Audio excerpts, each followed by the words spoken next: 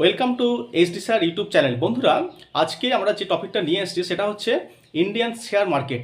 Share মার্কেটটা কি একেবারে বিগিনারদের জন্য, যারা একেবারে নতুন, যারা নতুন শেয়ার মার্কেটে পা রাখতে চলেছো, যে শেয়ার মার্কেট যাদের কোনো আইডিয়া নেই, একেবারে কিচ্ছু জানো না, কোনো জিরো নলেজ, একদম জিরো নলেজ, তাদেরকে আমি আমার যে নলেজ আছে, যারা 7-8 বছর ধরে আমি শেয়ার মার্কেটে যে ইনভেস্ট করছি তার যে টোটাল নলেজ, সেটা সম্পর্কে শেয়ার মার্কেট সম্পর্কে আজকে ব্রিফ একটা আইডিয়া দেওয়ার চেষ্টা করব।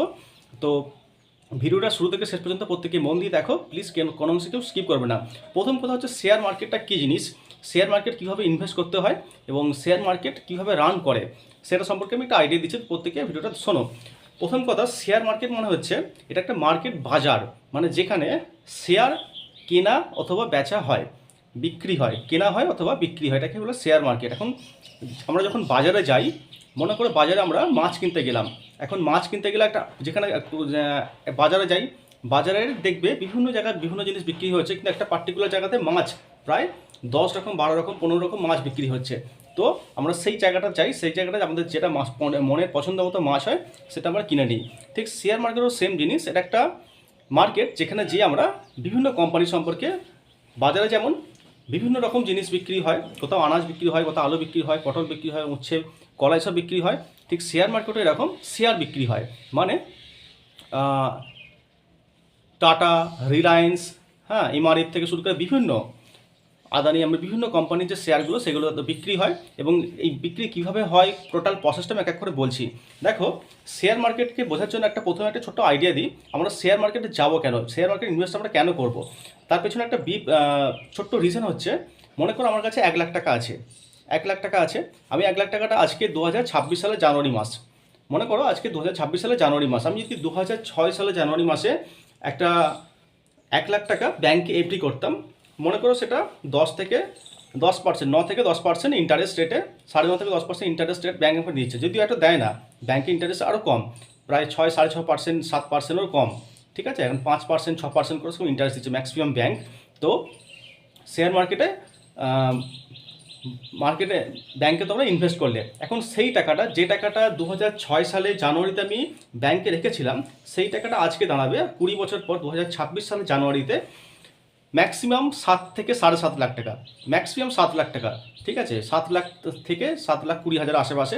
এটাই যদি তুমি শেয়ার মার্কেট ইনভেস্ট করো, 10 থেকে 11% ইন্টারেস্ট পাও, দেখবে 10 থেকে 11% অ্যানুয়াল রিটার্ন আসে, ওই সেম রেট অফ ইন্টারেস্টেই যদি শেয়ার মার্কেটে তুমি টাকাটা খাটাও, তাহলে দেখবে এই টাকাটা শেয়ার মার্কেটে তোমাকে এর থেকে অনেকটা বেশি, প্রায় 1 থেকে 1.5 লক্ষ টাকা বেশি তোমাকে রিটার্ন দিচ্ছে, প্রায় 1 থেকে 1.5 লাখ টাকার বেশি। ঠিক এই বেশি রিটার্ন, এই সামান্য কিছু বেশি রিটার্ন বা রিটার্ন পাওয়ার জন্যই প্রত্যেকে শেয়ার মার্কেট আমরা ইনভেস্ট করি।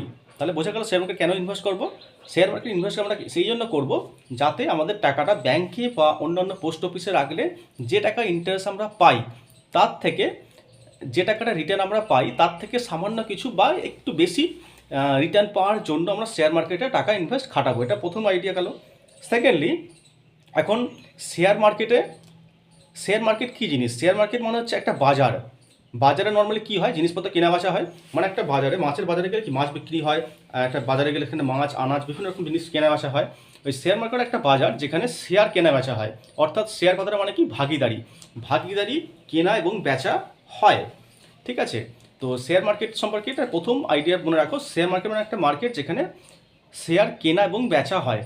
মনে করো কোনো একটা কোম্পানির ভ্যালুয়েশন, মানে টোটাল কোম্পানিটার দাম হচ্ছে 100 টাকা, বুঝে গেল, একটা কোম্পানির টোটাল শেয়ারটার দাম মনে করো 100 টাকা। এখন এই 100 টাকা থেকে 100 টাকা থেকে সে মনে করলো যে 60% ভাগিদারি, মানে 60% ভাগিদারি নিজের কাছে রাখবো, বাকি 40% ভাগিদারি, মানে 40% যে মালিকানা সেটা আমরা বিক্রি করব, মানে শেয়ার মার্কেটে শেয়ার বিক্রি করব। এখন প্রতিটা ভাগিদারি, মানে প্রতিটা অংশের নাম দিল, প্রতিটা অংশের দাম তারা স্থির করলো 1 টাকা করে, তাহলে 40 টাকার 40%-এর ভাগিদারির দাম হলে প্রত্যেকটা 40 টাকা করে, একটা একটা করে শেয়ার হলে 40টা শেয়ার হলে, এই 40টা শেয়ার সেরা স্টক মার্কেট কি জিনিস আমি আসছি একটু পরে, তারা শেয়ার মার্কেটে নিয়ে গেল। এখন শেয়ার মার্কেটে সেটে 40টা দিয়ে 20টা লোক 2টো করে শেয়ার কিনলো। এখন কোম্পানির যদি ভালো রান করে, মানে কোম্পানিটা যদি ভালো চলে, তাহলে সেই কোম্পানির মার্কেটে সুনাম হবে, কোম্পানির লাভ হবে, কোম্পানির প্রফিট হবে, এবং আস্তে আস্তে ধীরে ধীরে শেয়ারের দাম বাড়তে থাকবে। ঠিক আছে। যদি কোম্পানি ভালো না চলে, মনে করো একটা কোম্পানি রিলায়েন্স পাওয়ার, ঠিক আছে, রিলায়েন্স পাওয়ারের থেকে আমি 10টা শেয়ার কিনলাম। এখন শেয়ারের দাম নির্ধারণ কীভাবে হয়? শেয়ারের দাম নির্ধারণ হয়, কোনো একটা কোম্পানি যদি খুব ভালো রান করে, তার যদি পাবলিক ইমেজ খুব ভালো হয়, মানে কোম্পানির যে প্রোডাক্টটা তৈরি করছে সেই প্রোডাক্টটা যদি খুব ভালো বিক্রি হয়, কোম্পানির মার্কেটে যদি নামটা খুব থাকে, তাহলে আস্তে আস্তে ধীরে ধীরে ধীরে ধীরে সেই কোম্পানির শেয়ারের দাম বাড়তে থাকবে।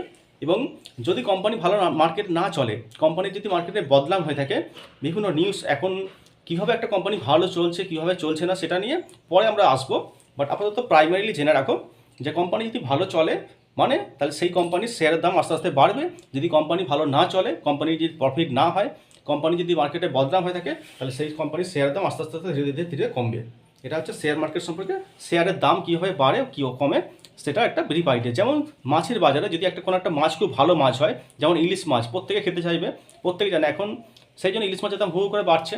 যেমন পাঁঠার মাংস প্রত্যেকে খেতে পছন্দ করে, ম্যাক্সিমাম লোক খেতে পছন্দ করে, সেই জন্য যতদিন গেছে পাঁঠার মাংস আস্তে আস্তে বাড়তে থেকেছে।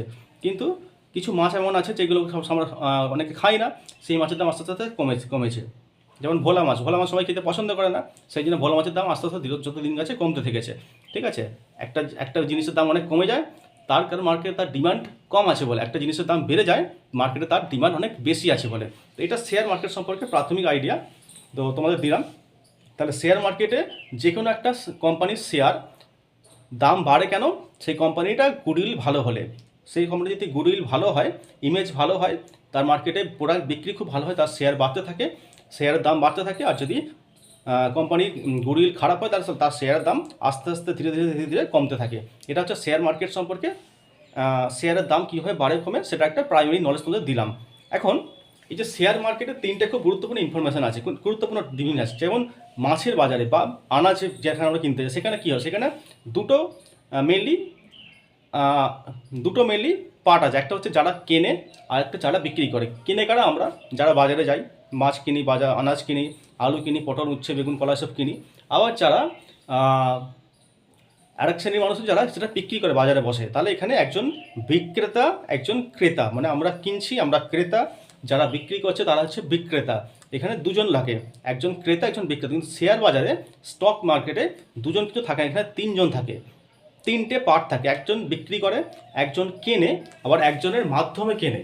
ঠিক আছে, যারা শেয়ার কেনে তাদেরকে বলা হয় সাধারণ মানুষ, মানে আমি বা তোমরা প্রত্যেকে, আমরা সবাই যারা আমরা শেয়ার কিনি।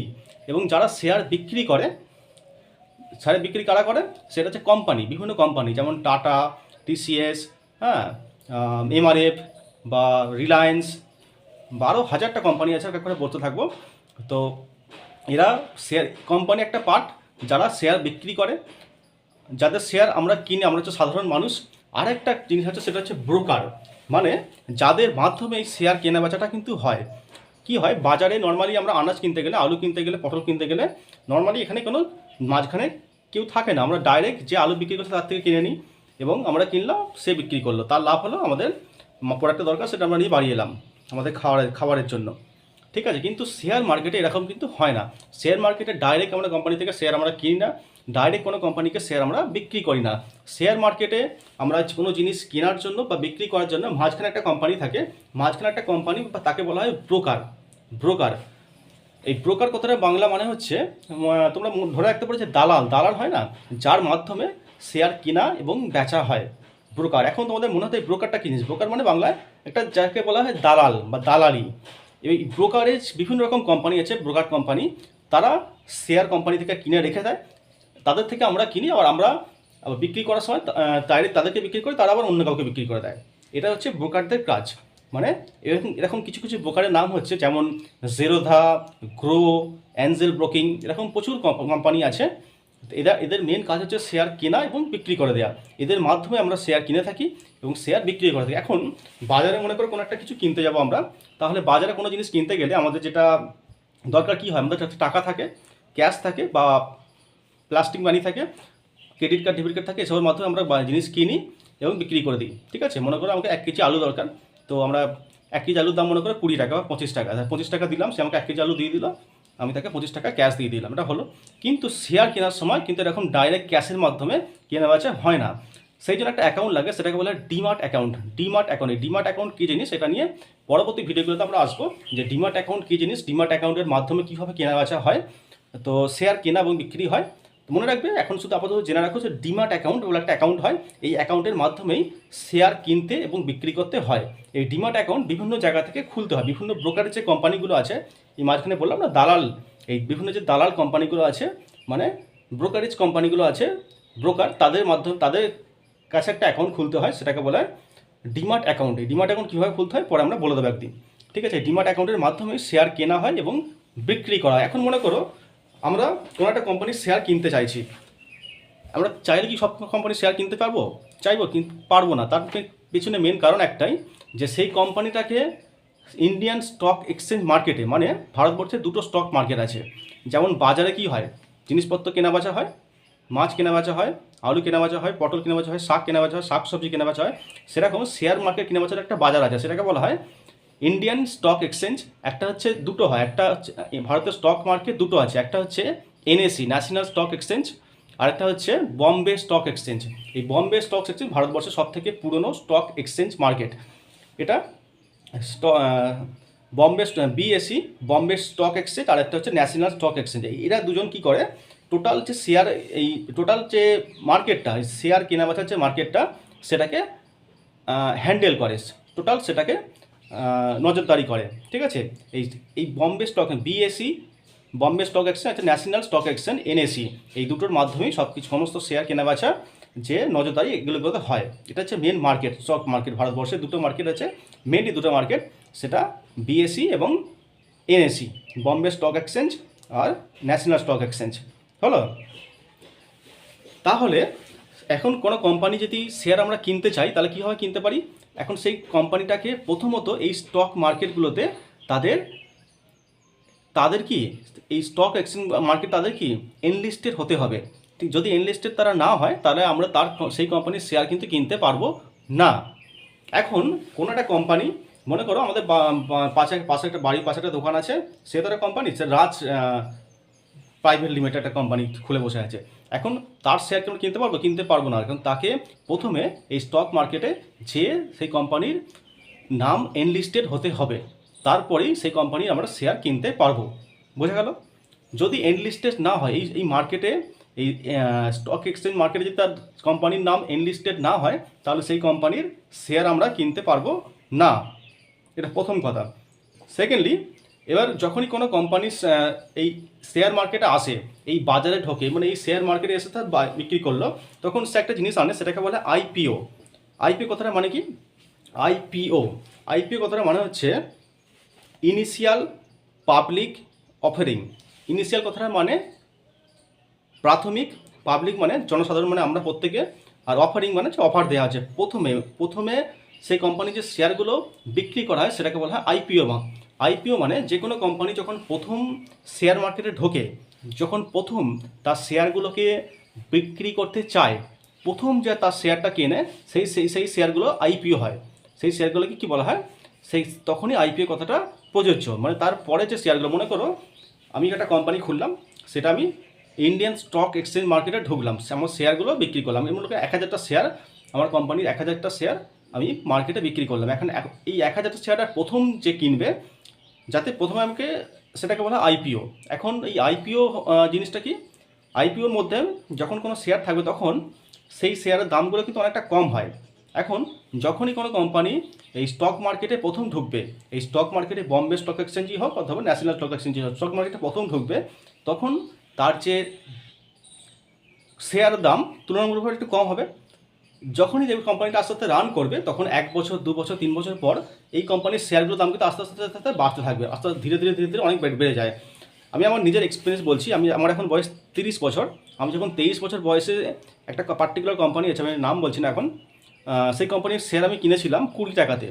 আইপিও ছিল তখন 20 টাকা, কারণ প্রথম শেয়ার মার্কেটে সেটা ঢুকেছিল, 20 টাকা দাম ছিল। এখন সেই কোম্পানিটার শেয়ার প্রায় 1700 টাকা হয়েছে। 20 টাকা থেকে আমি 20টা শেয়ার কিনেছিলাম, এখন সেই কোম্পানির একটা শেয়ারের দাম হয়েছে প্রায় 1700 টাকা, 1700 টাকারও বেশি। হ্যাঁ, হিউজ অ্যামাউন্ট বেড়ে গেছে। সুতরাং যখন এই আইপিও হয়, প্রথম অফারিংসটা হয়, প্রথম যখন শেয়ার কেনা হবে, দেওয়া হয়, সেই শেয়ারগুলোর দাম কিন্তু অনেক কম হয়, এখন সেই মুহূর্তে যদি সেই কোম্পানির শেয়ারটা কিনতে পারি, পরবর্তীকালে বিক্রি করতে পারি, তার কিন্তু লাভ অনেক বেশি, তার কিন্তু বেনিফিট আমরা অনেক বেশি পাবো। এটা গেল শেয়ার মার্কেটে। এখন স্টক মার্কেটের মাধ্যমে কি হয়, শেয়ার কেনা বেচা হয়। এখন শেয়ার কেনা বেচার মধ্যে তোমাদের মনে আমাদের একটা জিনিস আসতে পারে, এর পেছনে মেন যেটা জিনিস সেটা হচ্ছে পেশেন্স আর নলেজ। শেয়ার মার্কেটে ইনকাম করতে গেলে, শেয়ার মার্কেটে কনসিস্টেন্টলি ইনকাম করতে গেলে যেটা মেন দরকার সেটা হচ্ছে পেশেন্স, ধৈর্য রাখতে হয়, আর লম্বা সময়ের জন্য ইনভেস্ট করতে হয়। এখন তোমাদের মনে আরেকটা প্রশ্ন আসে যে রিস্ক কতটা আছে, আমার নিজের সঞ্চয়ের টাকা যেটি আমি ব্যাংকে রাখি, পোস্ট অফিসে রাখি, সেটা সেফ থাকবে, এখন শেয়ার মার্কেটে ইনভেস্ট করলে সেটা কতটা সেফ, শেয়ার মার্কেটে ইনভেস্ট করলে সেফ কতটা, সেটা নিয়ে আমি একটা কথা বলি।